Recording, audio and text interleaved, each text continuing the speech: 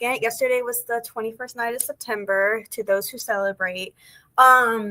It is a wonderful Monday evening with me, Showtime Sarah, and the lovely Scooter Yvette. How are you doing? Hello out there. Hello, everybody. Showtime's rocking it again. Yes, this is week 2 of doing our special hosting while Matty Ice he was in Berlin. I don't know where he is today, but he's been all over the place. Yeah, he's all over the place. Yeah, he's all over. He's enjoying it, though. He's very happy. Got one more week of this, and then we will get back to our regularly scheduled program with Matty Ice. And I believe when he gets back, it's our hockey preview show. So that'll be very fun. Hockey's coming right up. Yeah, I mean, preseason did start already. I was thinking of adding it to the show, but it is preseason. There's not really much to go about. They're still testing out their roster, so it'll be interesting to see, obviously, who makes the final roster. To speak about hockey, we do. What? Teams are there. They're practicing. It's great. Yeah, they're still practicing. Preseason is a very interesting. It's still nice to keep up with, but it's good to know that you can't take it seriously. To continue talking about hockey, we do have some unfortunate news. A rest in peace to Bernie Parent. Now, this wasn't a part of my generation, so I will let Scooter Yvette take this away. From what I do know, he was a 2-time Stanley Cup champion. I believe he played mostly for the Flyers. Correct. Okay. That's all I got. That's really... Yeah. Yeah, I mean, he was a little before. He was a 60, late 60s and 70s. Yeah. So he was. I mean, I was alive, and I actually I remember Bernie Perron because I was a hockey fan, and he wore the cool. He wore one of the cool masks that you can see. He was probably one of the great Philadelphia Flyers of all time, like Bobby Clark and Bernie Perron, and it's probably that way. And then it's everyone else under them. Wait, is it not Parent? Is it Perron? French? He was from Quebec.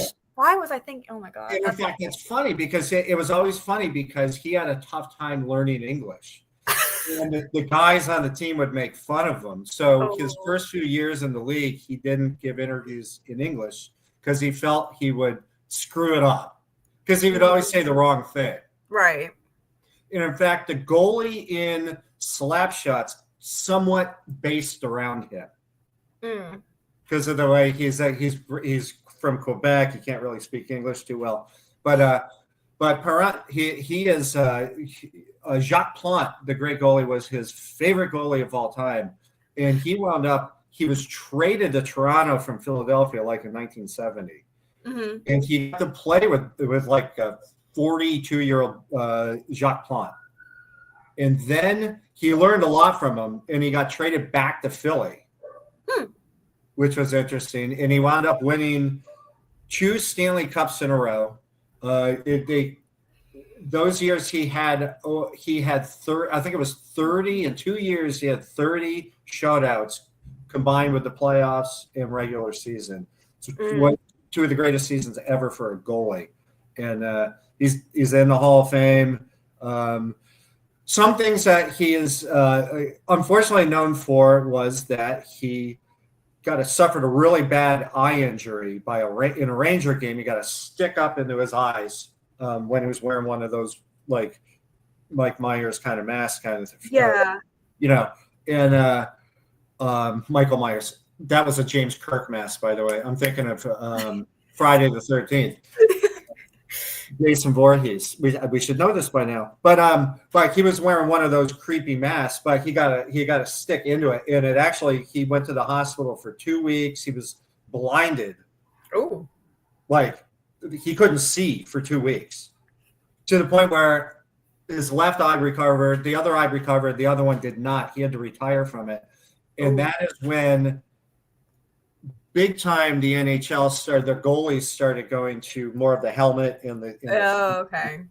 So he kind of shaped the safety wear in a way. Minor leagues, like high school up in Quebec, all over Canada,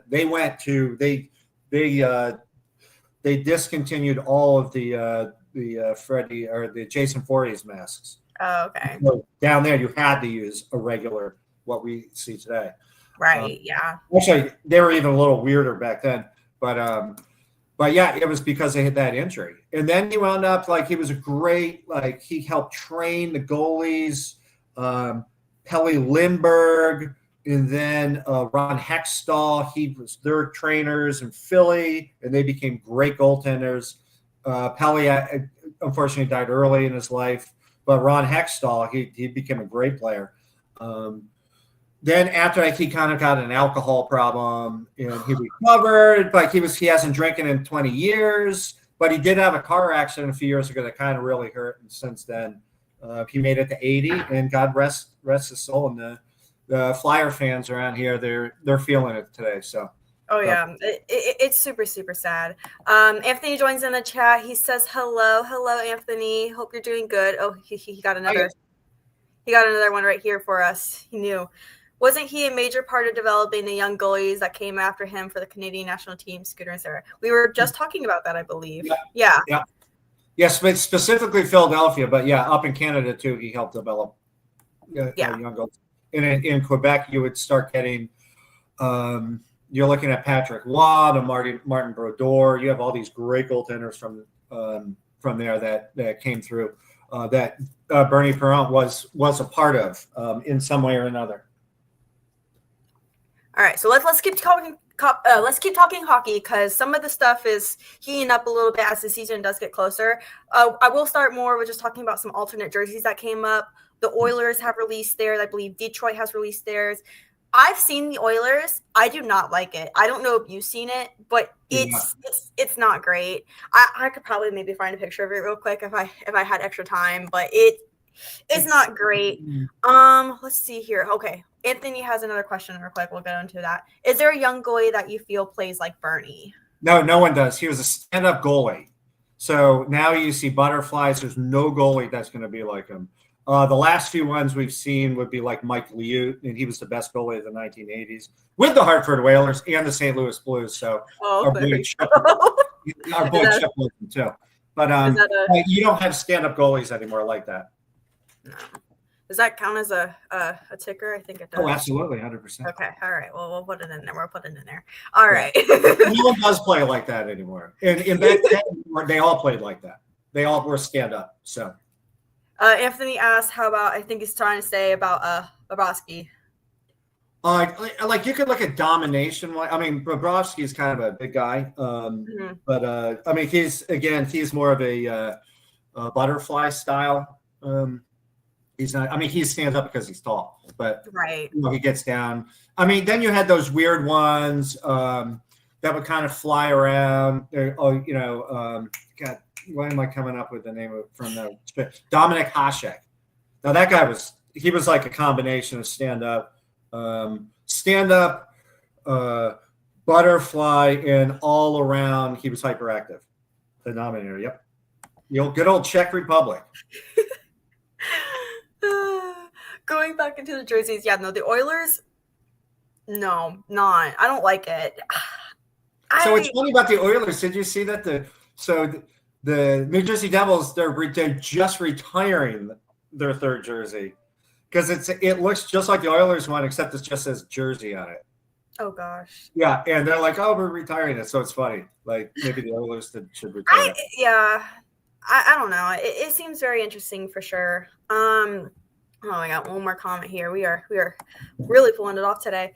Did Florida release their reverse retros again because they usually do it every other year? I don't think I've seen anything of them releasing. The last one I've seen is just the Oilers in Detroit, I believe. Yeah, the Oilers and it's kind of cool. It's similar to what they normally do, but it's kind of cool. It's a little different. And then the Blackhawks have a kind of a 100th anniversary deal going on there, which is cool. Yeah. I think was it the minor league, the ECHL, the Checkers, I think is their name. They are actually they're like the ECHL team for the Panthers. So they're going to be doing a Florida Panther look jersey, which kind of look cool. It's minor league. So yeah. Some other news to talk about. So a couple weeks ago, we did talk about the World Juniors case coming to an end. All 5 of those guys have been found not guilty. And like we talked last week, though the NHLPA has decided that they can play again. They can sign with a team October 15th, and they can start playing December 1st. Now, unfortunately, a team very close and dear to my heart has already decided to make a move on that. Carolina Hurricanes are rumored to sign Michael McLeod, which, for those of you that don't know, he was basically kind of like the one of it all. He was the one that was originally given consent, and then he invited his other fellow mates. And again, it's still a messy situation. They were found not guilty. I'm obviously trying to learn to respect that. And obviously, I think it's just a messy situation in general, and it'll just be very interesting to see how that plays into having an addition on our team. I'm trying to be optimistic about it, but it just feels really weird. And I'm pretty sure the PR team of the Canes are already like fighting for their lives, because it's a very difficult move. My bio professor, me and her are both hockey fans. I told her about it because it happened in the middle of our lecture. It was kind of funny. And we were just basically like wailing at this point. Like I told her, she's like, oh my God, no. Like it was so bad. It's just kind of like reaction of just like, what is going on? What do you think about this, Scooter? I think 2 of the guys already of the 5 are like they've retired, and they're not like they're just not going to continue a hockey career. I think McLeod, he actually I think has like the most experience of all those. In fact, Cal Foote was one of his teammates with the Devils. I think it was the Devils he was on. Was it his brother that was on the Lightning? I think one of them was on the Lightning. Lightning. His brother plays also, and in fact, he has another brother, Ryan, and so. But Cal Foote was actually on the Devils with him, the New Jersey. Yeah. And people forget, because we were talking about like this is back in juniors, and it's true back in juniors. But this all dates back to like 2018. That was a long time ago. And I'm not saying anything about whatnot. I'm just saying people forget that like McLeod, he played like 5 years in the NHL, 4 years. Yeah, in the like NHL. and the thing is, like he has like 500 games played. Yeah, and I can't remember his stats on 100% on the top of my head. He does have like a decent amount of steps. Obviously, with the Canes, they would need a center, so he could obviously fill in for that spot. I would hope he would just be like a 4th line. I would hope also that the contract, if we did offer him, it would just be like a 2-way, like, or just put him in the AHL. I'm sure he already knows this, but he has a lot to prove back to the NHL and to any teams who would care to sign any of them as well. I would say, I don't know if Hart's, I think obviously Hart's, he's playing over in Europe, but I think Hart and McLeod would be the ones that would probably later come up to try going back into the NHL, which obviously that's already happening with me, with Michael. So I'm going to try to give it the best hope. It sucks, but again, I'm just see how he plays. If he doesn't play well, throw him to the side. That's really all I can say about it. I think we talked about that last week with Hart. Like he's like we looked at him as probably the one that would be the most successful, the easiest to get back. Sure. But McLeod, I mean, he has those years.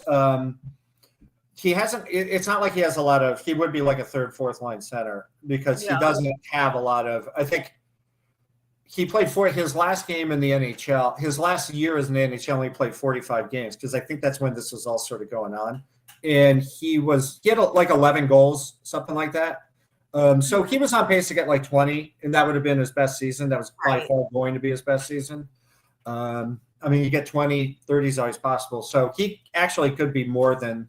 I mean, before like he had like 7 goals. Yeah, like games. I mean, he could definitely produce, especially with. I mean. I'm very confident about Carolina's offseason. We got a bunch of good pieces. The only thing I'm still kind of nervous about is our goaltending. If Freddie can stay healthy, it's great. And if PK, whenever he does need to stand up, if he can just keep calm because he'll get stressed out, and then it kind of – he's still a young kid, so he's still learning how to play. But I'm more so just worried about our goaltending. I feel like the pieces we added to our offense and our defense is still pretty good. Going into some comments, Anthony says, seems like Detroit and Edmonton can't change their jerseys because old school fans would revolt. Could be. I mean, I think that, they got some good fans in places. Detroit fans want to revolt because they can't make the playoffs anytime. And Edmonton fans probably want to revolt because they can't win the Stanley Cup every time. Mm-hmm. So, I mean, there was a time when Edmonton was the worst team in the league. I mean, they picked, it was like 2012. They picked a guy named Niles Yakupov for the first. No one's ever heard of this guy. No one ever did again. I mean, they're constantly picking first, Edmonton. But yeah, that's just a sidebar after that. But they're old school fans. Sorry, for a second, I had to get my cat. She was chewing on the light, so I had to throw a toy at her to understand that a toy is much more better than light chewing. I have one other thing because of Edmonton, because of them being a former World Hockey Association team. Interesting about Bernie Perrant, I forgot to mention this, that Bernie Perrant was the first NHL player who signed a contract with the WHA, and multiple players followed him in. Perrant only played 1 year. He played with Philadelphia, which initially, when he signed for the Philadelphia team, the team was actually based in Miami.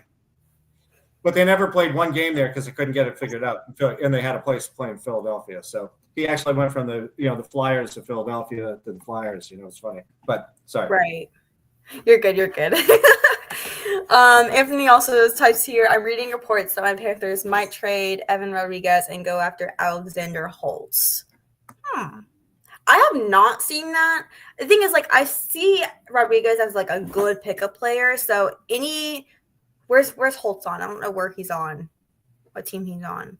But whatever team that would be, I feel like that would honestly be a good pickup for Evan Rodriguez. Yeah, I wouldn't listen to any of these kind of things going on right now. like any kind of thing like that at all right now. I mean, yeah, it would be a legit trade. But even if you go back to the McLeod thing, if he's not signed yet, he's not signed yet. Yeah. Right. The name's out there. People are going to throw all sorts of stuff out there. Oh, I heard this from some guy I know from Toronto. It's like, okay, that was in a bar too. So yeah, everyone's drunk. All right, let's get into some baseball here. So we do have a lot that happened. We will go with the classic Colorado Rockies update. I'm pulling up the website right now. Scooter, do you have the stats in your mind of? Yeah, they got 43 wins. It's over. It's over. More than they had last week. Do we still keep the bit going though? It's a nice bit going. I mean, there's only there's only 6 games left. So yeah, I mean, they've done it. Good for them. They're not going to be first losers. They're not going to be the worst. Only in this season they will.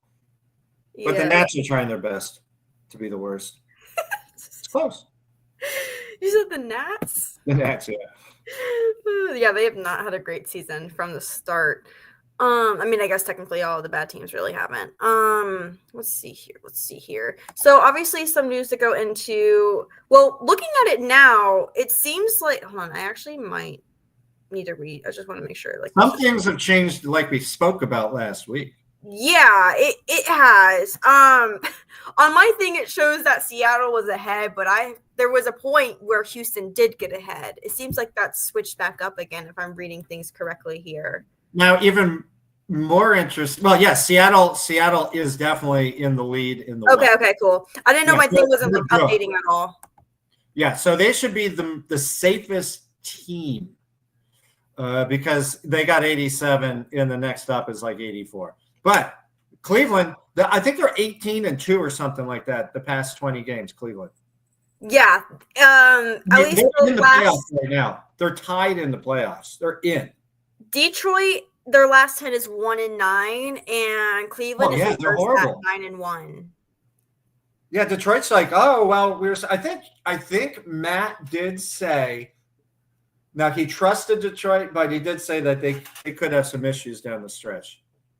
He believed. Yeah. He believed. Well, no, it was Anthony. He said it. He did. Anthony said it. He said he didn't believe that the Detroit Tigers were real. The streak that they were on were real. We doubted him, and dear Lord, Anthony, I don't know how you saw it.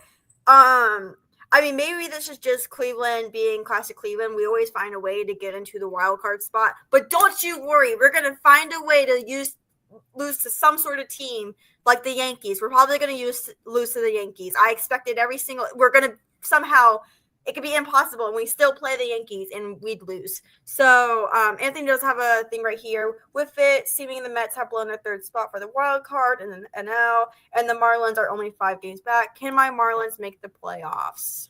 I think they're going to get eliminated real soon just by numbers because there's seriously only like 6 games left for most of the teams.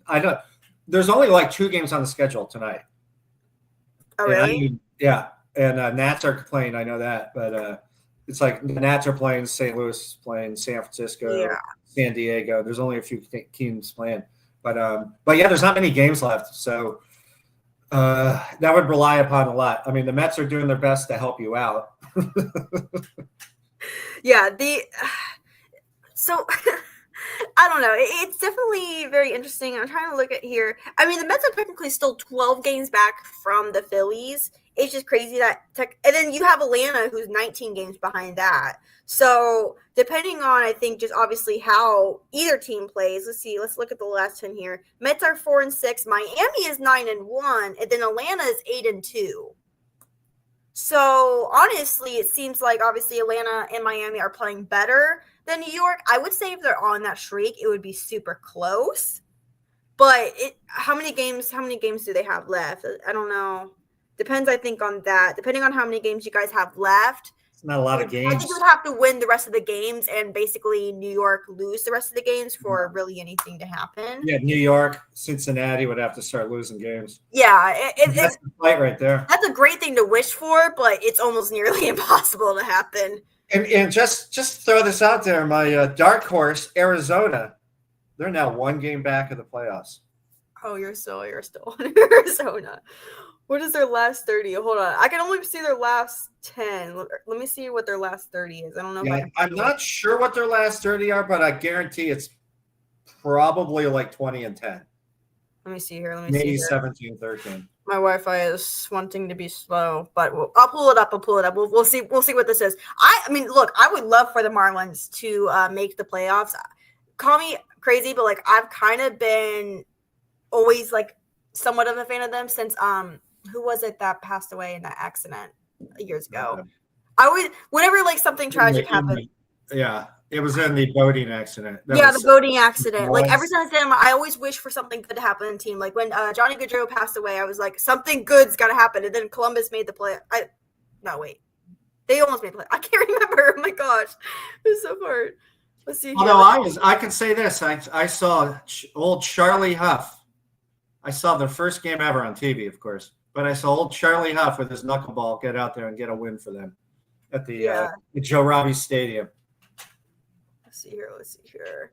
I'm trying to figure out. I can see their last 20. It seems like they're 12-8 from what I'm pulling up correctly. Correct me if I'm wrong because this is literally just off of Google and half of this. That makes sense in that range. Yeah. Here we go. Jose Fernandez. Yeah, when Jose Fernandez passed away, when I heard about the news, that was so tragic, and I was like, something's good got to happen to this team. Of course, that was years ago, so I guess I'm still kind of sticking to the story of something happening to that. So call me crazy. Let's see here. Okay, to continue, let's see here. Well, yeah, Cal Raleigh, he had another home run, so he has more home runs now than any switch hitter, I think it is. And wow. That was Mickey Mantle, 7. All right, let's see here. Yeah, so Toronto's got to clinch, it seems. And then Yankees are 2 games behind. And then Boston is 3 games behind the Yankees. Tampa Bay and Baltimore are probably not going to be able to catch up to that. So they are basically eliminated. Obviously, I already talked about the race between Detroit and Cleveland. Kansas City is 6 games behind Cleveland. I mean, maybe, but I don't think it's so. I would say Kansas City, Minnesota, and the White Sox are all gone. Yeah, I would say KC's. I mean, they're going to be officially eliminated any moment. Yeah, Let's see here. Obviously, Seattle got back to the lead. Houston is 3 games behind. Texas is 5 games behind them. The A's and the Angels, I would say, are done for. The thing is, I didn't expect the Angels to be last in their division. I don't maybe because I just still see the A's as something struggling, but I thought the A's would be last. Yeah. Am I crazy? I don't know. Yeah. they always injured Mike Trout, so. True. That is also true. Yeah. Obviously talking about Phillies, got it, and then Mets are 12 games behind them. Miami is 4 behind that, and then Atlanta 3 games behind that. Again, it would take a lot for any of that to really happen. It would take a lot of wishes for any of that to be pulled off, but it is still kind of somewhat close. And then Washington is done for. I think Atlanta. I think Atlanta and Tampa Bay, I think they're officially eliminated. Yeah. Let's see here. Not yet. It's going to be tomorrow. Yeah, probably. Milwaukee and Chicago get the clinch, so I think that means it's it for the NL Central. Oh, so Cincinnati, St. Louis, and Pittsburgh are all gone. And speaking of Pittsburgh, hello, Ben. He comes in. The Pirates pitcher lead the league in shutouts with 18. Wow. Score some runs. Score some runs. Score some runs. Let's see here. The NL West, LA's got a spot. San Diego is 3 games behind them. And then you said Arizona's only 1 game behind? Yeah, the 1 game out of the playoff spot. Oh, okay. There's 6 games behind San Diego, it looks like. Yeah. And then they're not getting that. They're not getting that. No. San Francisco and then obviously Colorado's done for. So definitely very interesting to see how this is going to play out. I would obviously say I'm still figuring out how the baseball playoffs work. I know, obviously, if you get the wild card, you play in the first round, and then I think whoever you play is you play the first person. I'm still figuring out college or baseball playoffs because the Guardians usually don't get past the wild card anyways. So if they get first, you changed it up so much, I don't even know. Yeah, it's very hard for me to keep track, but it'll definitely be very interesting to see. Once I have a full format in front of me, I could tell you more of how this is gonna look and who I could see winning the World Series. But until then, I'm just kind of here for the ride until the end of the season, which is a fun ride, I will say so. So let's go into football. So let's start off with college. Not many crazy upsets happened this week. I will say there were obviously some games where you could probably see a favorite and they didn't end up winning, like the Syracuse and Clemson game. Clemson was somehow still a favorite and it just did not pull off Syracuse. Syracuse is good this year. Yeah, Syracuse is really good this year, which I'm pretty sure now they're ranked, if I remember correctly. They were good last year. I didn't think they'd be good this year, but they are. Yes, I'm pretty sure they're ranked now, starting off with it. We will go into not a crazy upset, of course. Kent State did lose to Florida State. No shocker there. It was a blowout. I think the final score was 66-10. Hey, 10. Yeah, they scored 10 points on them. And the thing is, I was texting my dad about it, and I believe I asked him if he was going to watch them lose, and he was running around Berlin somewhere, and he's like, by the time I get to the hotel, we'll probably be losing by 30. And I think they were probably around there. So Maddie predicted it very well. He knows his team. Yeah, he knows his team. It was so funny because he's been cheering for baseball so much lately because the Guardians are super close to getting that first spot, and he's like, "Oh, I'll trade a Kent State, beating for a guard sweep." I was like, "But the Kent State beating happens regardless." He's like, "Shh, don't tell the trade gods that." I was like, "But the trade gods would know." It was very confusing. He's just been on a rant lately. He even traded the Raiders' loss, which we'll get into later, for a guard's win. I was like, but these teams were going to lose anyway. I don't really know what he's trading off. It was going to happen eventually. But if my father lives in that delusion, that is totally on him. So we will go into the big games. Number 4, Miami beats Florida. Not really a shocker there. Miami, the U is back. the game day with Kirk. Oh my god, that was insane. Doing a whole high dive. Oh, that's funny. That was so funny. Okay. Oh, here we go. We're gonna go back into baseball for a second. He just looked it up in the last game. 22-11. Okay, so wait, hold on, my math is not braining. That's okay. It's in that range. Yeah, it's in that range. It's in that range. I get what you're saying, though. That is a good last 30. My brain was not working. I was like, wait a second. It is 5 o'clock somewhere, so I had a math exam last week. And my brain's still worried about the grade for it, so I'm trying my best here. Number 6 Oregon beats Oregon State. That's not really a shocker either. So I will say something kind of fun. I went to Boone 2 weeks ago to see my best friend, and at the time Boone was playing Lindenwood. They barely won that game, but they do play Oregon State. So the way you think about it, if App can somehow beat Oregon State, it'll definitely be very interesting. Another thing is, I'm pretty sure that game is going to be at The Rock, which is what they call their lovely stadium. So I don't think they're going to win. I would love App State to pull that off, because that would definitely be an upset to talk about, and I could definitely brag about. But I don't know. That would be very funny though. Let's see here. This game was already talked about by the boys. 19 Indiana beating 9 Illinois. It was I think it was supposed to be a close game, and it didn't end up being like that at all. Well, I mean, this is sort of where the Heisman. So as we get to the Indiana, you got a new update? Yes, because this specific game blew up Fernando Mendoza, the quarterback for Indiana, who's now 14 touchdowns and 0 interceptions, and he's now DraftKings #1 to be the Heisman Trophy winner. Whoa! And strangely enough, Carson Beck went from 1, slid all the way to 5, and they still won. But that's how much that Fernando Mendoza. Why do you go all the way to 5? Because they played against Florida, and I guess Florida's not really a good team to beat anymore.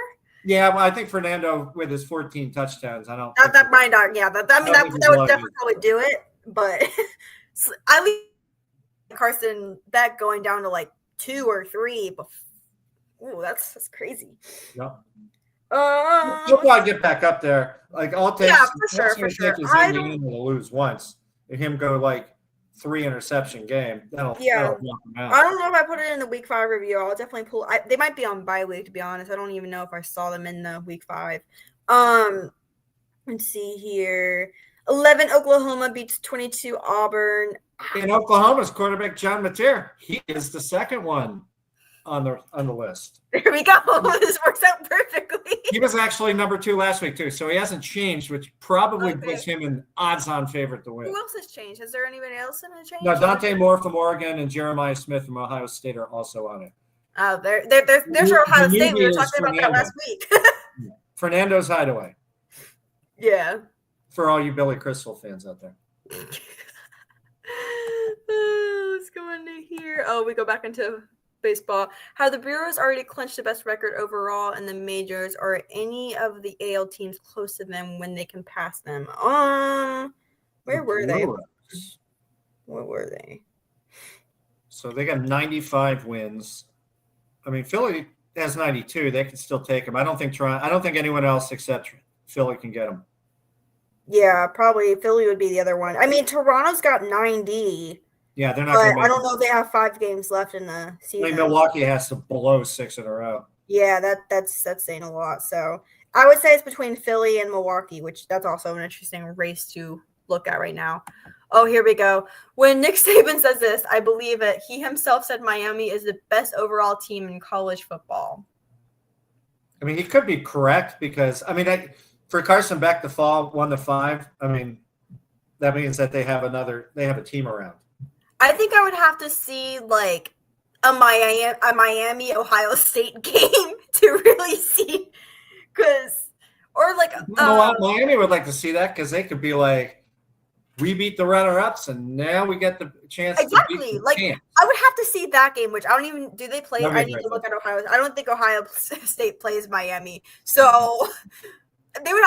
I would see who like Miami would play ranked again to actually have a conversation if Miami is actually the best team overall. I mean, I guess technically saying it, you have. I mean, the top three they haven't really had too hard games yet. And we will go into it for week 5. Penn State will play number 3 Penn State will play 6 Oregon. That will definitely be an interesting game to see if anything changes there.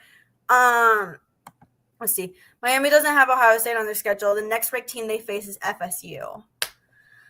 That's a big one. So that is a big one, but I mean, I can still see Miami winning that just because like Florida State, yes, they're playing good right now, but I don't know how much hope I can have for Florida State just because of how very bipolar they've been the last couple of seasons. I would honestly love to see Florida State pull off the upset, but Miami could probably definitely win that one. It would be close though, I would hope. If it wasn't close, then that would just bring me back to my point of like Florida State might be a little unstable. Someone's got to be the champion of the state of Florida. Yeah, but that's a big deal. There's like a whole change going on. I'm pretty sure Florida's at the bottom right now, then USF, and then what else is going on? Florida State fans don't want to hear this, but to me, they're just a souped-up version of USF. They rely too much.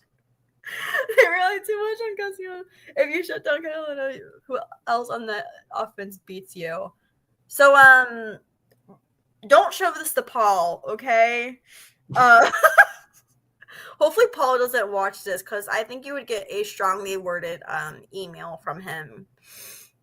This is wow, that's crazy. That's honest. Or he may agree because Paul is like he's not just a homer all the time. Like he'll be like, I hate to say this. And then he'll tell you how he feels, and it ain't good for his team sometimes. But he'll be honest, but he's still very proud. He's still very proud of where his team is.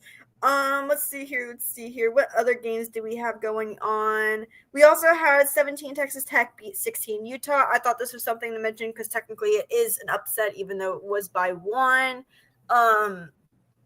I had this one professor a couple years ago who was a Texas Tech fan, and so I'm kind of just like any game I see, I think of my professor. So whenever I see him I see them win a game, I'm just like, I don't even remember my professor's name, but I'm just like, go for you go team. Oh my gosh, what other? I don't think I put anything else. I will say Georgia Tech and Vandy did still get their wins, so I'm pretty sure they are still ranked for this next. I have to look at the rankings again. Yeah, I didn't see the rankings. But their rankings, I'm pretty sure would still be the same because they did still get their wins in. I didn't put against who, and then obviously Syracuse beating Clemson. I will add in this for laughs and giggles because, as we all know, I am an NC State fan and I like laughing at UNC. UCF, which speaking of Florida teams, beat UNC. And all I can do is just laugh and be joyous because what is Bill doing? Like, in a way, I want to like have a conversation of like, okay, when he's going to get fired, but I don't know if they're going to fire him. I'm pretty sure their record is 2-3. No, sorry, 2-2. So it's 50-50, but you have to think about it. Bill is 50-50. What? Like, I gotta give him a little time. Gotta give him a little time. I know, but I just like seeing them struggle. I mean, the teams they lost to are TCU and UCF. Those are both good teams. So if UNC is just the type right now so far, the teams they beat is Charlotte and Richmond. If it's just going to be kind of like a season like that, where the easy competition you have, you win those games, and then the more difficult games you have. I'm pretty sure they do play someone ranked later on, though, so that'll be interesting to see how that goes.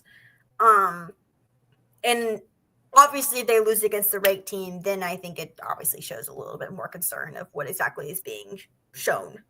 Mm-hmm. So we will go into the new rankings. Let me pull it up here. I can pull it up for week 5 too, because that will help me call it out a little bit more.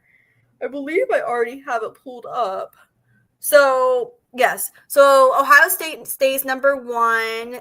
They're playing against Washington. I put that as a game just because I feel like it definitely interesting. Washington, like obviously they were in the finals, 2 years ago now? Was it? Something like that. Something like that. Yeah. They haven't been ranked yet, but I'm pretty sure they still are a good team. So it'll definitely be very interesting to see how that game goes. I can see it definitely being very close. I still think Ohio State would pull off the win and keep their number 1 spot. Unless something happens in this Penn State 3 and Oregon 6 game. Who do you got for that one, Scooter? Because I'm thinking Penn State. Well, it's in Oregon. Oregon's got Dante Moore. Is it in Oregon or Penn State? Penn State's good. It's going to be a great game, hopefully. But, yeah, as long as Ohio State wins, they're going to be number 1. They can win by 1 point over Washington. They'll hold. I mean, yeah. even if like, let's just say Penn State routes Oregon, which I don't see. But I mean, would Penn State just move on to 2 then? Yeah, probably. But they won't. Maybe. I don't know who's 2, but I don't even know who 2 is. I think 2's on bye week because it's not showing up on here. Could be Miami. Wait, I think it's Miami. Yeah. Let's see here. Yeah. So for LSU at 13 Ole Miss, I think LSU does have that one. Although I do kind of like seeing Ole Miss play. I like the college environment they bring on game day. So if they pull off an upset, that's going to be a very fun experience. I think that one is in Mississippi, if I'm not mistaken, or it might be in LSU. I don't know. Well, both places are great places to play. So.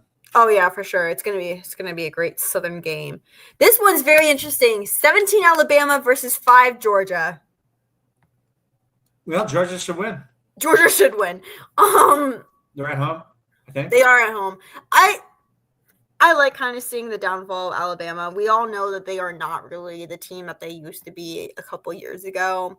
And obviously just seeing so much hype about it for the past couple of years and just seeing like people realize it for probably like 2 seasons now that Alabama's not as good as they used to be. So seeing them in this ranking is just like great, especially with like Michigan too. I mean, as an Ohio State fan, backup Ohio State fan, it's very great to be like, yeah, you're lower ranked than us.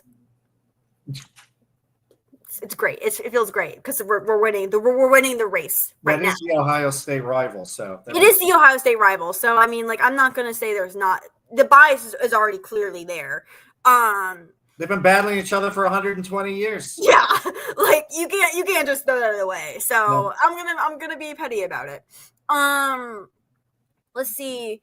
This isn't technically a rank. I mean, obviously, Texas A&M is number 9, but they are playing Auburn. I did put that as an interesting matchup because Auburn is obviously still a very good team. Yes, they did lose to Oklahoma, but Oklahoma is obviously a very great team and was a better team. So don't know if Auburn would be able to pull off the upset, but I still think it's definitely something to look out for. But I think they play in Texas A&M, so I would still see that being a Texas A&M win just because of the location wise. I'm going A&M. Yeah. Go Aggies. Let's see here. I put 11 Indiana at Iowa. This game, I like being a fan of Iowa. Maybe it's just because of Caitlin Clark, but Iowa's like a very good. She's not playing in this one. Yeah, I know she's not. She's not for the season. Yeah, she didn't play. I don't know. She hasn't played in a while, right? Yeah, I think she's out for the season. I'm pretty sure. Let's see here. But there's Fernando Mendoza. You get the chance to watch him. Oh, that is true. That is a big game. I mean, Indiana got in there too, right? It's the Indiana's quarterback got in that, right? Or Mendoza, yeah. Mendoza versus No, that's just Mendoza. That's just Mendoza. I'm like, what am I thinking? Hello. It should be a fun one. There's a chance that one gets there's a chance that Indiana blows away Iowa, but yeah. The other interesting matchup I put 21 Southern California at 23 Illinois. I don't really know about this one. I think just because it's a closer matchup, just ranking wise. I want to say Southern California takes away, but I'm pretty sure they're playing in Illinois. So I don't know. Well, didn't USC decide to move to out of the Pac-10? So they better get used to these long road trips.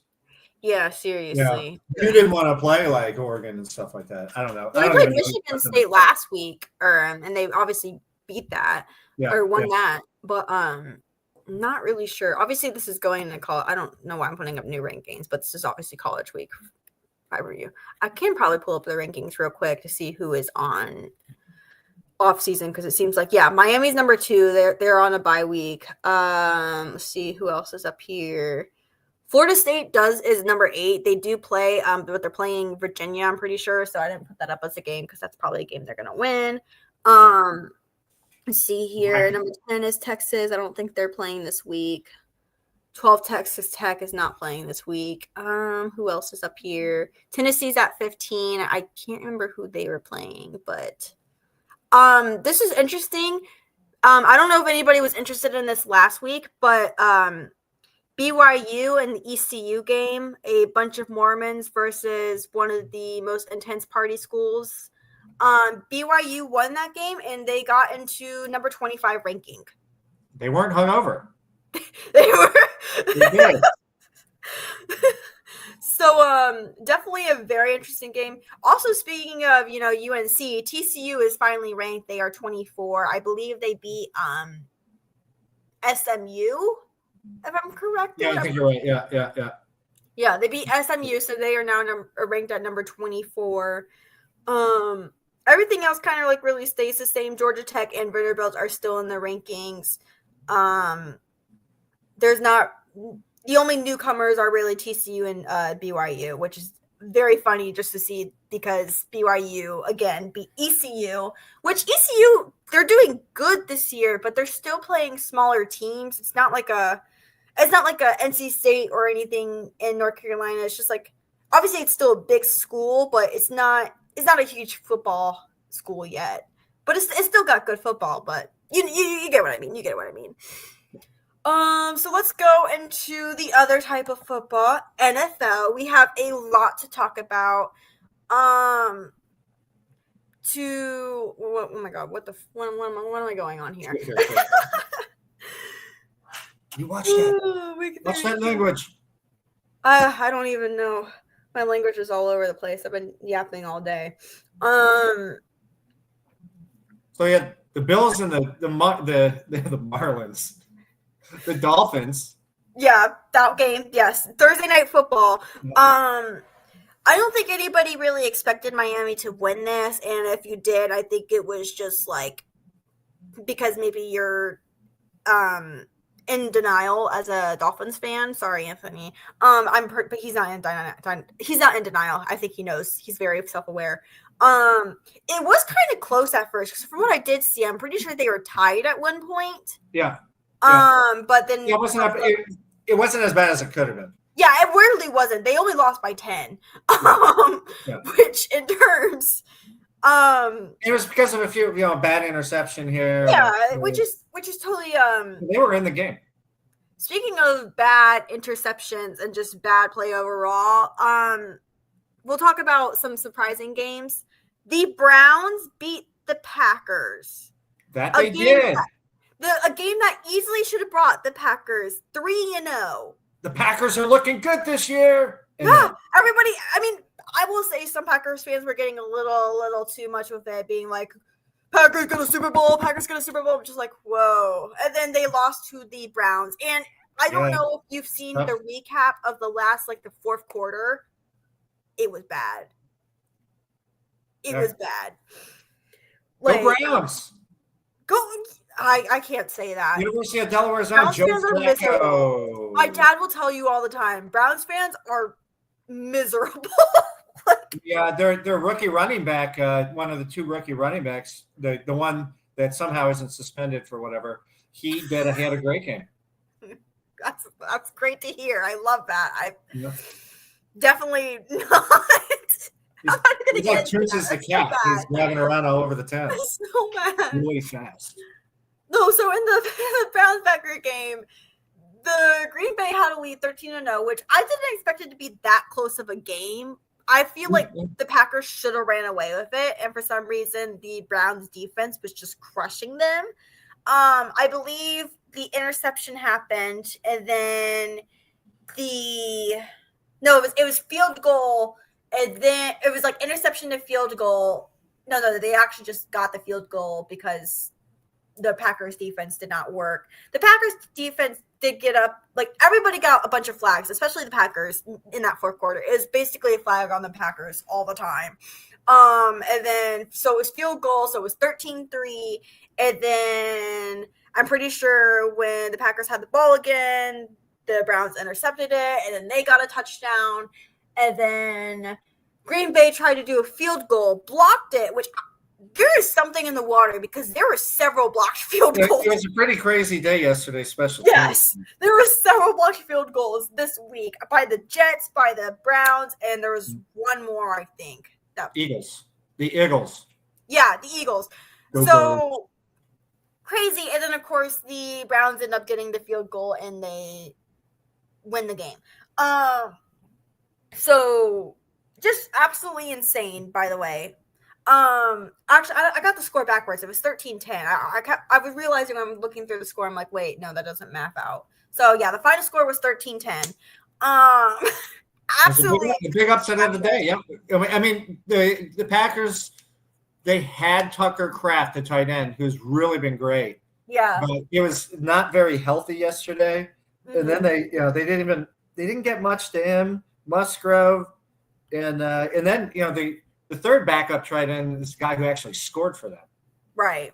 And so it's just like they weren't getting it off that way. And no, the thing is, I don't want to be like, this is a huge concern for the Packers, but it definitely doesn't help. Let me look. Let's just go into it to see. Doesn't help. They could look at this and go, it was not a good game. We'll move on. And that's how they should. Next week, they play the Cowboys in Dallas. So. Oh, yeah, that's right. I would love to say that's a chance to revive themselves because the Cowboys ended up losing to the Bears. Yeah, the Michael Parsons Bowl. Every single time I think it can't get possibly better, it gets better. The Cowboys lost to the Bears. It's so great. I love it. I love it. It's true. In the Bear, I mean, trust me, I know, but Caleb was just incredible yesterday. And he was all over. I think he had like 45 points against me on fantasy. It's like, okay, whatever. And, they were just really good. The Bears really were good. The Cowboys weren't. CeeDee Lamb was lost. He didn't play most of the game. It sounds like he's only out for a few weeks. Mm-hmm. So now you have to see. And George Pickens does stink. He's not very good. I mean, he's better than me, but he's not very good. So, I mean, where are they going to they have two Jalen's who are wide receivers on their team. So, right. Jalen Tolbert, they might want to start throwing to him again. And Turd Ferguson. I mean, they got to throw the turd like 17 times a game. And their defense stinks. So, we knew that was going to happen, but the Cowboys defense is bad. They were missing some of their best digs. They were missing some of their players. I mean, one of their best players goes in next week against them, so we'll see. Oh. Another shocking loss here. The Carolina Panthers beat the Atlanta Falcons 30-0. I don't know what that's been the last two games we played. But the thing is, we obviously severely lost the first game, and then we almost came back to Arizona last week, and then now we're just like, you know what? We're just going to shut out Atlanta, which, I mean, maybe it's the division rival that's helping us out here. Where we're like, I can't explain that. We're going to play it. It just makes it probably means we're just going to give up 30 next week anyways. So I'm going to take this win as it goes. If this means we're going to go 1-16, sure, but just know I was here for the one we did win. It means that teams that face Carolina need to be prepared that they're going to face a team that's going to try to win. Yeah, and I don't know what's going on in Atlanta, but that was bad. I mean, like, you hear it, it's like, obviously, like, Tampa and Atlanta is, like, the one, like, where it's back and forth. We're like, okay, these are probably one of the teams is going to be the winner, and one of these teams is going to be the wild card. Obviously, Tampa has completely run away with being the number one because they are 3-0 after beating the Jets, which, again, isn't exactly a hard thing to do, but it's a 3-0 record. You can't ignore that. And again, Tampa already beat Atlanta last week as Atlanta fell apart. So is Atlanta already falling apart? It's something. I mean, yeah, I think so. That could be a problem. There could be a few firings that are going to go on in the near future. Yeah, I mean, one game is one game, but then if you do it again. Because at least with this game, it shows your offense and your defense did absolutely nothing. And, like, I mean, last week you were talking about how good Michael Penix is, and it's just like, what happened? I mean, Bijan Robinson, the best player in fantasy football. I mean, of course, I didn't play him this week. I played him last week. Yeah. Another game to talk about. We predicted it, but Jacksonville did end up beating Houston 17-10. The Jags. We said it would be a tough game too, but they did. It was only a one touchdown score, so definitely. I'm trying to. The whole thing about going into these games are like Texans. I just can't see how the Texans are going to be 0-3. So when you go into picking games, you just can't go. Well, they just can't go 0-3. Yeah. Yes, they can. Teams can go 0-3. It doesn't matter who they are. They can go 0-3. I mean, there's a few of them out there. Well, I don't. Wait, okay, so the Texans would be 0. Yeah, the Texans are 0-3. They play also the 0-3 Titans next week. So one team's got to win. Well, the Texans are playing decent football. They're playing teams that are playing them well. Yeah. So I mean, if Tennessee goes in there and plays them well, I mean, they could lose again. Well, I don't see them going 0-4, but they could go 0-4. They could. And the thing is that they lose to the Titans. I think that's obviously definitely just a bigger conversation to have. That would be like Indianapolis starts running away with this thing. Well, speaking of Indy, we said it. Indiana Jones. The Colts are 3-0. Daniel Jones is one of the best quarterbacks in the league right now. Who would have thought? Yeah. Some people did, but most people didn't. The Giants certainly didn't. The Giants certainly did, and they are regretting it now because Although if he stayed with the Giants, he would be awful. Let's just remember that. If he stays there, it would be ridiculous. It would be bad. Yeah. But they go like you have to think about like the Colts. Obviously they do still have some good players. Like their running backs, I'm pretty sure. No, wide receiver. Who is it? Who am I thinking about? Well, they have Jonathan Taylor at running back. That's who it is. Yeah. They have like a good offense. So finding a good quarterback finally, I think it's obviously just all the puzzles are connecting right now. And it doesn't look like anything's going to fall apart. I will say I think they do have like one of their first like actually really tough games. They do play the Rams next week. Rams are good. The Rams are good. The Rams are 2-1. The Colts are 3-0. They're 2-1 and they barely lost to the best team in football, the Eagles. Yeah. They lost because the dude went to kick the field goal and it got blocked and returned for a touchdown. Game over. Yeah. So it's definitely very interesting to look at. I'm trying to see what else we put in here. I want to take the Colts so bad, but then I'm like, what if? Because all I'm just going off is just like, this is great. Like I like seeing the Colts win. It's fun. But I don't know if I can go off fun for this game. This game might actually be serious. Well, every game is serious, but like this game is really serious. If they win this, then I will go on the run that the Colts are one of the best teams. I mean, they are one of the best teams, but like they are the best team right now. Obviously, depending on who else would go 4-0, which that would be a whole conversation. Yeah, I think that game's in LA too, which helps the Rams out because that would be like that is true. That is true. That would be tough.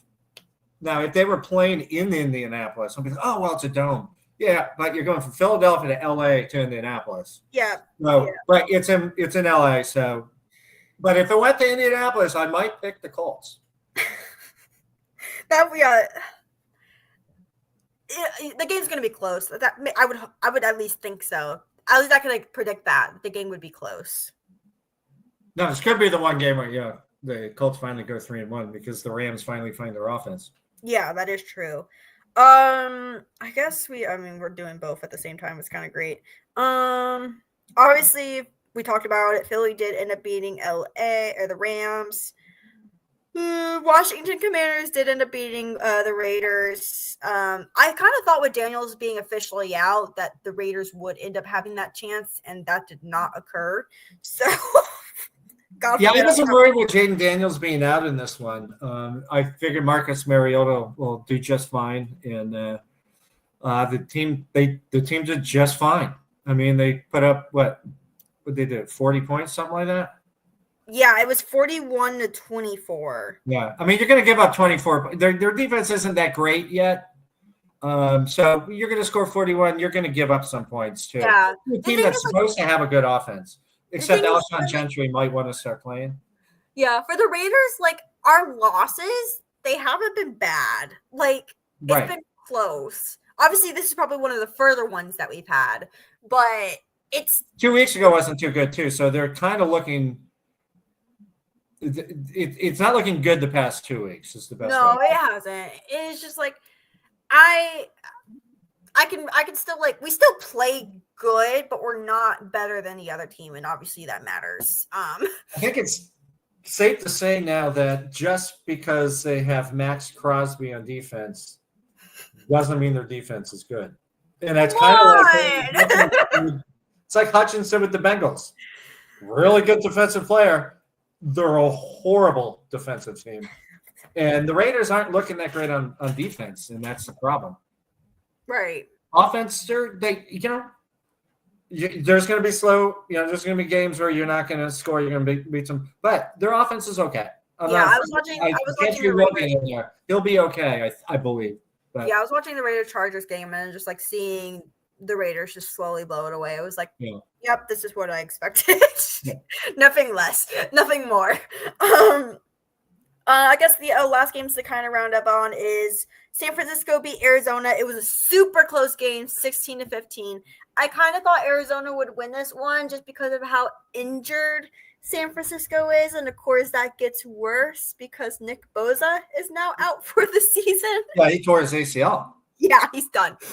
But in the same, Connor, he broke his leg / ankle, James Conner, and that didn't look good. And that hurt that team. They weren't doing that great up to that point. Mm-hmm. Once they lost Connor, that was a tough because it's the emotional thing was hitting them hard. Yeah. I will add the Chiefs are no longer winless. They did beat the Giants, which that I expected the Giants to win, but I'm not gonna do a user report on it because nobody predicted that, or nobody predicted otherwise that they are certainly getting in New York. The Cam Scatterbo, they loving that guy. So and he's fun to watch run around, beat people down, and you're the one with the ball and you're knocking people over. So right. It's cool. Go old school football. So let's go into our Monday Night Football tonight. We have Baltimore versus Detroit. I don't know who to take for this game. I don't know. Detroit's really good. They got that back offense thing back going again. But they're playing Baltimore, who could play some defense. They're really good. But Baltimore's offense is really this is going to be, I think, kind of a high score.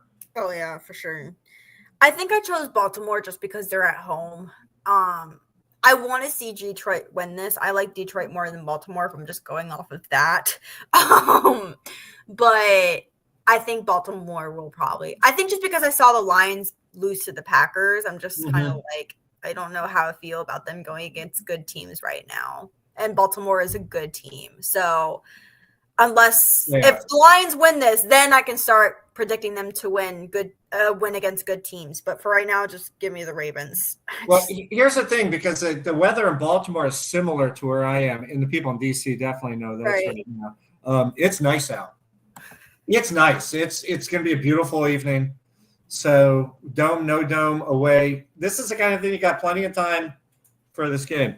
So I think Baltimore wins, but the Lions, just because they're playing in Baltimore, I don't buy that that's the reason they lose tonight. I think it's gonna be great. It should be a fun game. Yeah, it's going to be very entertaining for sure. Definitely we'll have to watch it later today, which is in 2 hours, I think. So we were kind of going back and forth with NFL week preview. Some games that we did not mention. Thursday night football, we have the Seahawks versus the Cards. The Cardinals, I mean, they're going to be at home, but I kind of think the Seahawks are going to win this one. Well, the Seahawks are playing really nice. And, they are. They look good, and they play strong. The Cardinals are, I think the Cardinals are a good team. However, I'm not so sure about Marvin Harrison Jr. He 2 years in now, he might be it's getting busty. It's getting busty out there in Arizona for old MV Marvin II. But I'll tell you what, they got some guys on that team like Calais Campbell. Mm-hmm. My God, I mean, he's still doing it at like 40. He had 2 weeks ago, he had the fumble. Last week he had a huge sack. Just yesterday he had a huge sack. So they didn't win, but it's a team they're a tough team. Okay, I will just say this real quick. We have 5 people in this live stream right now. Y'all, say some comments. We want to hear your opinions. Don't let us blab. Don't let us yap. I will yap, and I don't need to yap. Shut me up. Say some comments. We're throwing all these ideas. We need to hear more. Okay. I manifested it. We got one already. Chip, hello, Chip. Yeah. Losing Connor hurts, and not sure how much Kyler is really helping Marvin. Kyler doesn't drop the balls. I mean, Marvin Harrison Jr. keeps dropping balls. Yeah, I think for that game, just give me the Seahawks. With the Cardinals losing to an injured 49ers team, I think it doesn't really help their case. So, I mean, it was a close game, yes, but the Seahawks are playing way much more better. Oh, yeah, here we go. Everyone loves listening to Scooter yap. Me too. I want to be able to just yap like this without somebody. I was like... Hey, I'm the one who mentioned Mike Leota, the Hartford Whalers, that's true, and the St. Louis Blues. So. I can't do this. See, if I was trying to really do this, I would already said that, well, I guess I'm going to... Is it fair? I would have probably been like, I was laughing at Cowboys losing, and there's somebody else. I was laughing at UNC losing, but I didn't really say anything about it. I just said that I enjoyed seeing them lose. So I'm not going to say the words because I feel like that's just me trying to catch up right now. Oh my gosh. So let's go into it some more. I did put this interesting because I think it'll be obviously, I need to find different words to use. Hello. This game will be very intriguing. There we go. Vikings versus Steelers. Yeah. They're both 2-1. Yeah. That should be a fun one. It's an old Super Bowl rematch from back in the day. Like Super Bowl 8. Before or after I was alive? I think it was before I was around. A long time ago. Oh my gosh. The Steelers are at home, so I want to say the Steelers. I think I'm still kind of like very salty about Minnesota losing to Atlanta because, again, how? But then again, Atlanta just lost to Carolina, so there's like a really weird train going on right now. So I want to say give me the Steelers, but it would definitely be a very close game for sure. Carson Wentz versus Aaron Rodgers. All right. Interesting. Oh, God. Sounds great. Yeah, because, JJ McCarthy is out with Yeah, he'll be out again, I think, this week. Yeah, with no reason to push it if you couldn't win. Let him chill for a bit more. Let's see here. Still Carson Wentz has 5 interceptions. We have also another game. I guess it would definitely be interesting because the Browns are going against the Lions. Ooh. But now I can't. Don't expect the Lions to be the Packers in that one. I think that might be. I was seeing how the Lions play tonight, and then they have to play at 1 and because they're going to be in Baltimore than Detroit. I guess it's not super far, but it's still a short. That's not too bad. You got time, but it still is a short week. So Yeah. there's that, and that's short because it's a 1:00 game.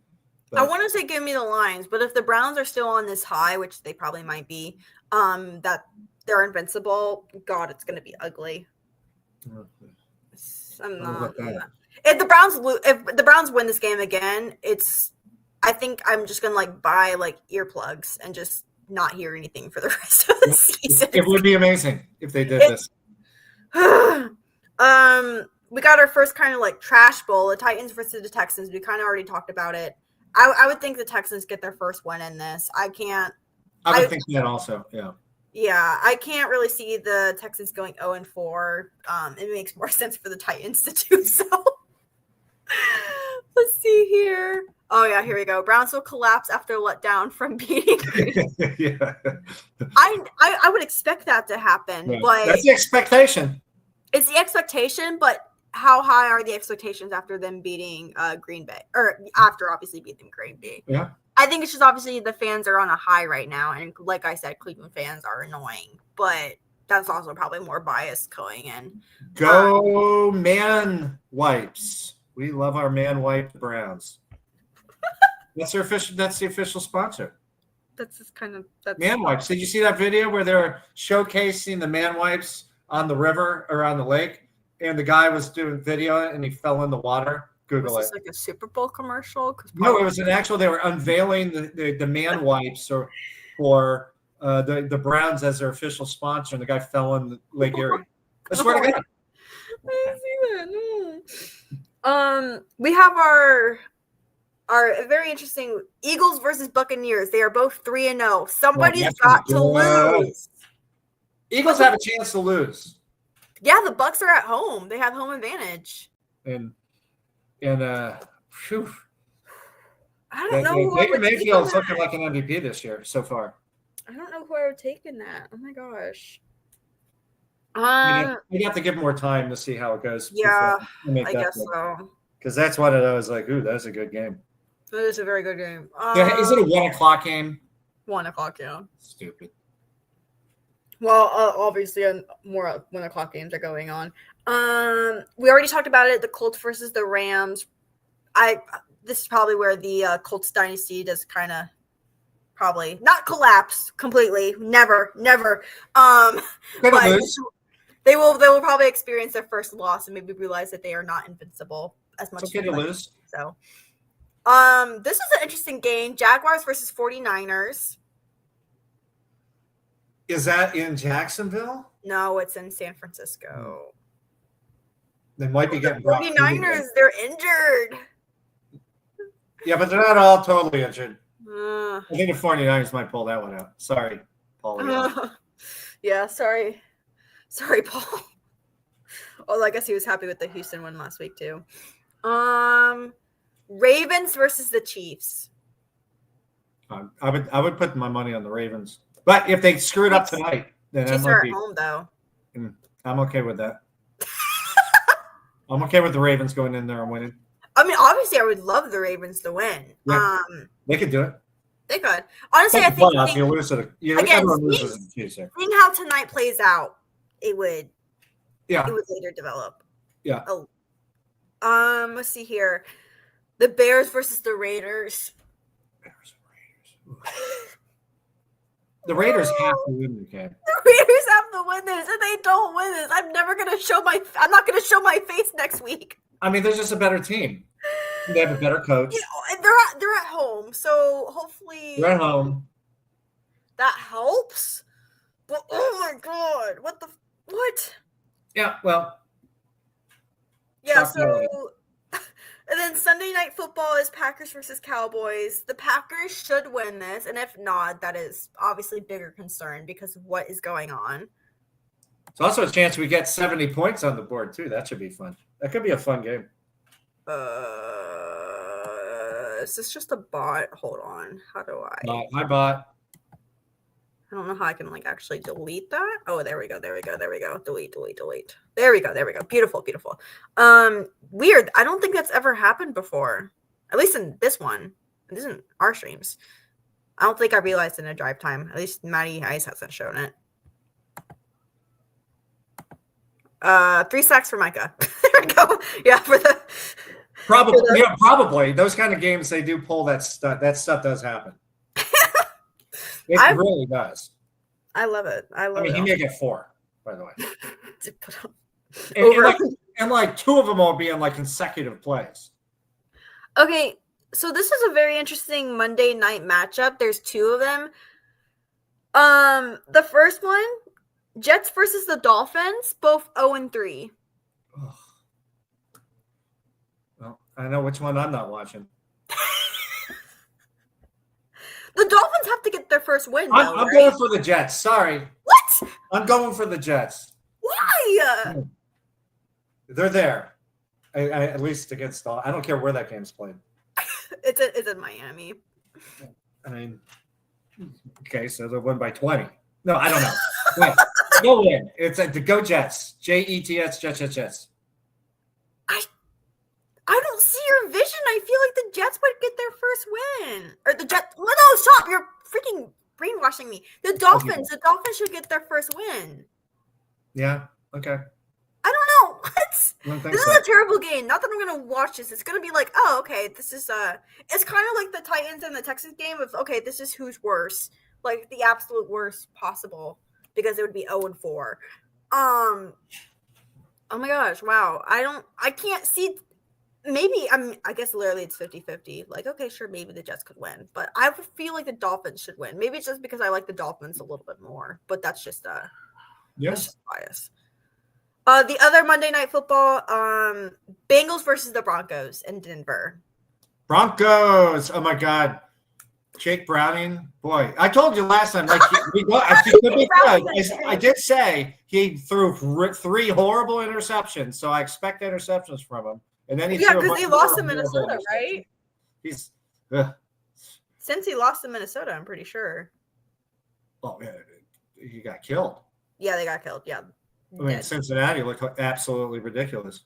I mean, maybe Jake Browning has a better chance to play a little bit better, but the Broncos' defense is really good this year. Broncos' defense good. Their offense is good. Yeah, so the Broncos could definitely win this one, which is probably good because then they'll be 2-2. One of these games I believe is in like Ireland. Ireland? No, I swear to God, there's like a game in Ireland this week. Is it this week? Like, it might be that Monday Night Football because it shows it's on ABC. Would an ABC game be in Ireland? What's the time? It's Bengals. Hold on, let me see. It'll be a Sunday game. It's Monday. No. Hold on, let me search it up. Ireland NFL game. So you're thinking of next week. It's next week? Oh, wait, no, it is this week, but it's... Oh, that is the 28th. It's Pittsburgh and Minnesota. Yeah. So the Steelers aren't even at home. This is in Dublin. Well, I may go for Carson Wentz because of the red hair. It's in Ireland. He's going to be hanging out with his people. The Irish live on. I mean, I know it's the Rooney family, and they love Ireland, but Might be Germany. What? No, it seems like this is the thing with the Steelers because it seems like the other. They're playing Germany this year too, aren't they? Oh my gosh, I don't know. Hold on, Germany NFL game. If there is one. There is one. It is. Oh, it's when the Colts and Falcons play. Well, that should be really exciting. That's November 9th. So that's still a ways away. But we have this one this week. We don't have to apologize to the Germans much, but in this case we do. Sorry. So, it's ironic because, Matty was just in Berlin. That's right. He gave a whole thing of like, oh, yeah, they're very accepting of their past. They understand. Get out of there. Okay, wow, that's crazy. So that wraps up, I'm pretty sure, all our football. Now, I didn't put it in a folder real quick. You know what? I will open it real quick. We're gonna make it right here live. You have Dancing with the Stars. Everyone has been waiting for this, right, guys? So my fingers dancing. Yeah. So I don't have any sports notes, but I made an entire. I have a little tiny notebook full of Dancing with the Stars. Just found a random page and made it. So I will just give a rundown of any personal rankings, anything. I will say for tomorrow, it's going to be a one-hit wonders week. I would pull up all their songs, but that's a lot. And obviously, White Trash TV, it's not going to be only certain people will understand this, okay? So we will start with our athletes. We did start off with our athlete. Jordan Chase and Ezra, she danced with her partner. They got a 10 from the judges, and my personal score for them was a 5. So each judge scored them a 5 as well. So I'm kind of in the middle. The way they critiqued her was she was just very stiff. I will say I give credit to her. Her little costume, it was in American colors. Gotta love the patriotism from her. And she was doing a salsa to a Beyonce song. Well, Beyonce is Mexican. Yeah, she was doing salsa to a Beyonce song, but it was a sweet story. She said that like Beyonce Jordan loves Beyonce. She did a bunch of her like little routines to Beyonce and like has a whole signed album and everything. So it was very cute. I will go into the other. Baron Davis, he also got a 10, both 5s. I scored him a 6, though, personally. I just feel like the way he moved was super smooth. Him and his partner, Britt, like, they just moved super well. It was a cha-cha to Can't Touch This by MC Hammer. So, obviously, it sounds great. The former ball boy of the Oakland Athletics. Oh, there we go. It's true. From Oaktown. Ironically, though, both of our athletes, Jordan and Barron, they tied for 9th out of 14 people. But they also tied. It was a bunch of people that tied for 9th. They tied with 9th along with 2 other people. So 4 people got a score of 10, but it was not the lowest. Which we will go into that. After Jordan, Dylan Efron played. This cha-cha made me so visibly uncomfortable because it was to the song Milkshake by Kellis. So you have a straight white man dancing to Milkshake, talking about my milkshake brings the boys to the yard, and it's just a guy doing interesting moves, and I'm just like, what am I watching right now? He was one of the guys that tied for 9th. I scored him a 4. Because he said it was trying to help his confidence in dancing, which, okay, yes, you can do. But with that song isn't meant for men. I'm going to gatekeep that song. I feel like that song's meant for women. It's not meant for a man to dance to. Next time I should just do a little University of Miami 2 live crew. With Luther Campbell.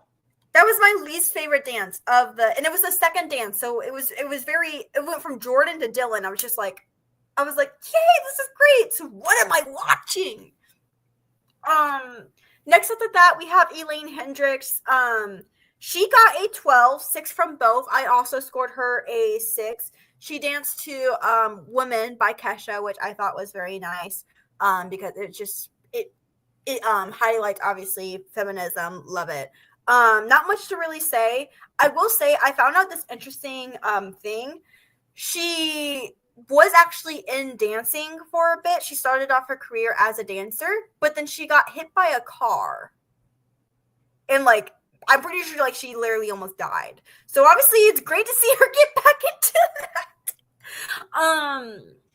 So yeah, she got a 12. It was a very nice cha-cha. I really liked it. She moved super well, especially for her age. Enjoyed it. The next person, Whitney Levitt, she's one of the Secret Lives of Mormon Wives girls. I didn't think I would be a fan of this, and boy was I wrong. The thing is, she did a tango to a song Golden by Huntrix, which I don't know if you've heard any of this. That K-pop Demon Hunters, it's been all over Netflix the past couple of months. Yeah, it's one of those songs. So it was definitely a very interesting song choice. She was trying to say that, oh, well, I've been seeing the villain so much that this is my revamp, I'm just like, okay, you go, girl. But she got first place. I scored her a 7. She got 15. One judge scoring her a 7 and one judge scoring her an 8. it was supposed to be 14, but the judge locked in wrong or something. I don't know. It was super weird how they do it. But she actually got first place for this week. Nobody got eliminated. These scores all go into tomorrow, so it's all added up. Obviously next was Baron Davis. We already covered that. Then Alex Earl, she was in 4th place. She got a 13. I scored her a 6. One judge scored her a 7. The other judge scored her a 6. She did a cha-cha to Circus by Britney Spears. I love me some Britney. So it was very nice seeing that. I'm going to try speed running this. Danielle Fishel, she was next. She did a tango to Stronger by Kelly Clarkson, which is really nice because for those of you that don't know, she did battle cancer a while ago. She is cancer-free. Chips has got to run. Good show as I'm talking about Dancing with the Stars. Thank you, Chip, for joining in. Sorry, I did talk about Kent State earlier. If I were to dance, it would be anything from the Smiths or Morrissey. If you're not familiar with them, you don't even know real good upbeat music. What? I'm talking about Kelly Clarkson, and you're saying the Smiths? Yeah, and Morrissey. That's what I would do too. Oh, okay. So you're gonna be on Dancing with the Stars, right? Yeah. Oh my gosh. Okay. Next, we have Scott Hoying, the pentatonic singer. He did. So obviously, pentatonics. He's one of. He is obviously he has a husband. He's gay. So he did a song for Lady Gaga. Ironic. One of her new songs, Abracadabra. I liked this a lot, and maybe that's just my favoritism. He got scored a 10. He got scored a 10 though, and I scored him a 7. Obviously 5 and 5 from each judge, and I scored him a whole 7. I did 2 points above. I just love the dance so much. I was such a fan of it. I don't know. I just maybe because it was Lady Gaga, but the next one was the other Secret Life of Mormon Lives, Jen Affleck. She got a 12. I scored her a 5. So this is with this is gonna sound crazy. This is one of the new hot takes. With they have a new pro. I think his name's pronounced Jan. He was one of the dancers on the Eras tours with Taylor Swift. So I was kind of thinking they needed to do a Taylor Swift song, but what I did see is that they were actually warming up to a Taylor Swift song, which was kind of fun. But no, she got a 12, 6 from each judge. I scored her a 5. The dance, it was a salsa. They played to a song by Bad Bunny, which I don't know if you really know who that is, but it's a very famous Latin rapper today. Yeah, he was on Happy Gilmore too. Do I know? Oh shoot, he was. I think Alex Earl was on there too, ironically. So this song, dance wasn't bad, but there was a lot of lifts and there wasn't a lot of dancing. Like it was just basically a bunch of her spinning in the air, not her moving her feet. And just like, okay, whatever, it happens. The thing is, apparently she had a baby like 8 weeks ago and she's literally dancing. That's impressive. So kudos to her. Could not be me. Like ever. Next we have Corey Feldman. He was the lowest score. He tied with Andy Richer for the lowest score. They both got a 9. I scored him a 6 just because I felt like he moved good for his age. Also found out that he has scoliosis.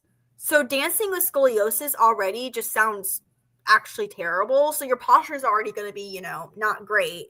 And he said he was going to go on the show just to fix his posture. So I think it's definitely a very great Corey Feldman. I know he's not a great guy overall. He's had his moments, but the dance was I thought was good. I scored him a 6. He did dance to It's Still Rock and Roll to Me by Billy Joel. So obviously I think that kind of helps me out here with the rankings. I think he did a dance thing with one of his pals, the other Corey, back in the day. They were in a movie called Dream a Little Dream. And really? Corey Feldman did a little like Michael Jackson dance. Well, on the show, he was talking about how he used to dance with Alfonso Ribeiro, which is one of the hosts for Dancing with the Stars. So that was kind of like a little fun moment, flashback. Obviously, next was Andy Richter. He also got a 9. I scored him a 5. I hate it when they bring older people on the show because you kind of know they're going to get eliminated.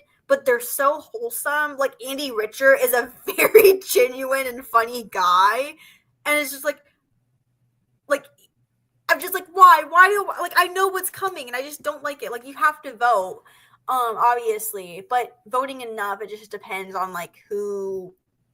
I would say for next week they're doing a double elimination.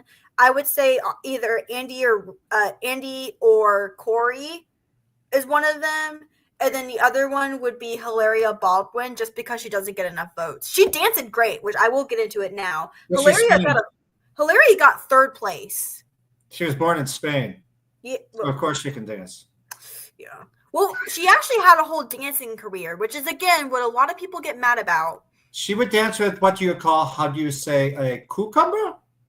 Is that how you say it? That's right. That's how they say it. That's how they say cucumber in Boston. Yeah, no. Ben, don't worry. I'm going to be out soon. Trust me, I'm trying. I'm on the last. I'm on the last couple. I'm on the last. Don't worry. 6:45, give or take. No, we're talking about the Baldwins now. This could take 45 minutes. Oh yeah, seriously. But yeah, so Hilaria Baldwin, she did get a 14. She did actually have a dance career, but she did end up like she had several hip surgeries. So a lot of things like with the skeptic about great show, thank you. Another thing is like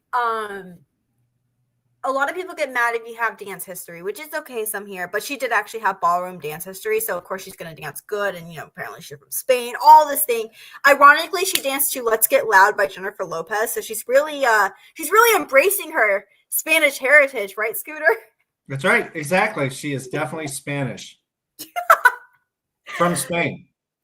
Okay, so she did get a 14. I scored her a 5.5 just because I'm a little petty. I'm just like, I don't know. I don't really see. I don't know. It was very tough. She just dance good, but she has history. Like, but I don't think she's gonna get enough votes. That's why I could see her getting eliminated tomorrow. After Andy, I kind of went all over the place, but we did have Robert Irwin come in. He also tied for first place. I scored him a 7. It was a jive to Born to Be Wild, which was a jive is a super hard dance, first of all, but it was just it was obviously giving very what Robert Irwin is, a Australian zoo conservative nationalist.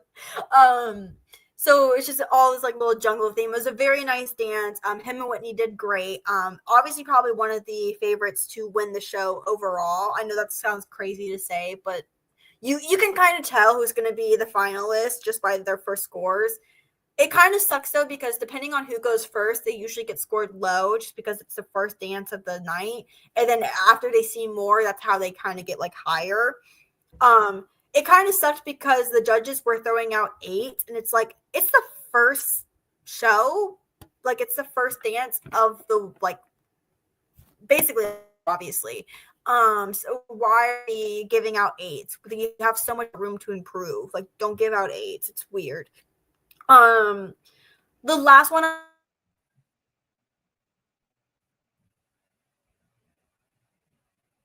Hi, everybody.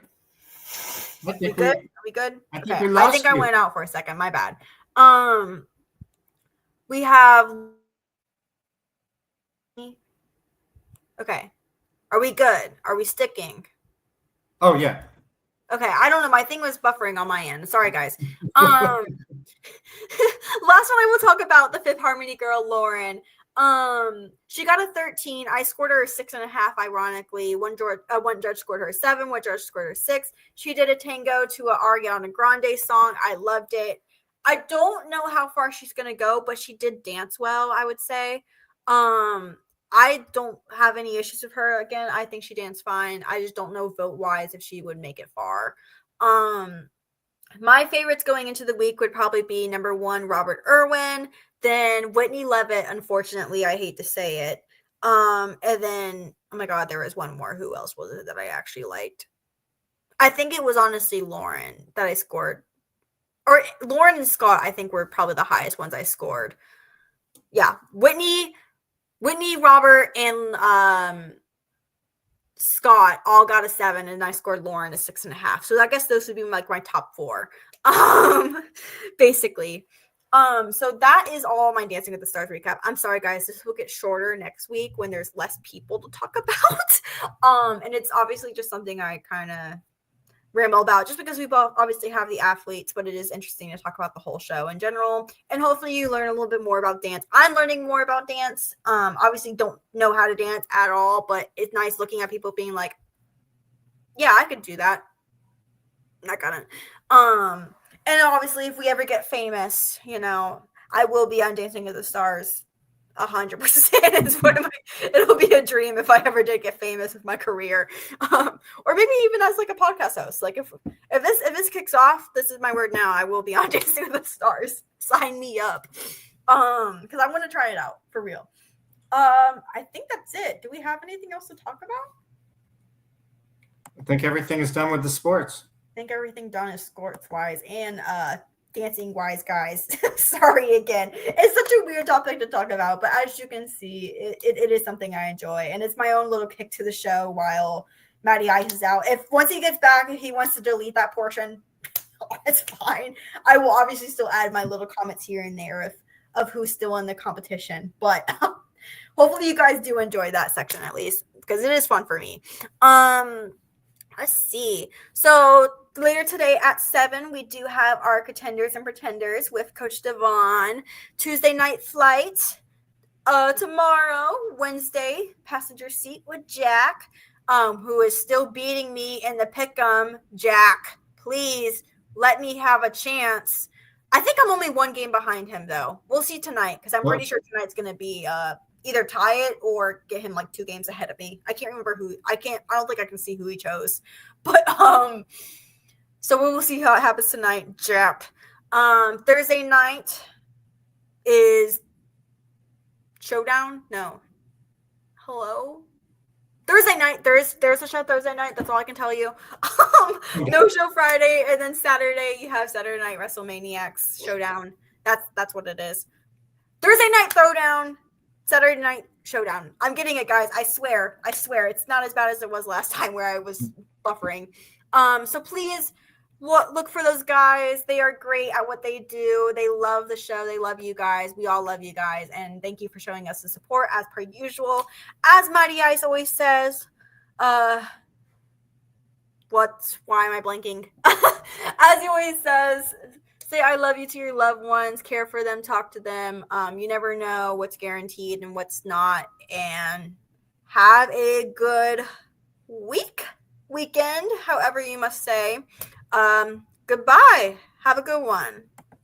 That's so awkward. Oh my gosh.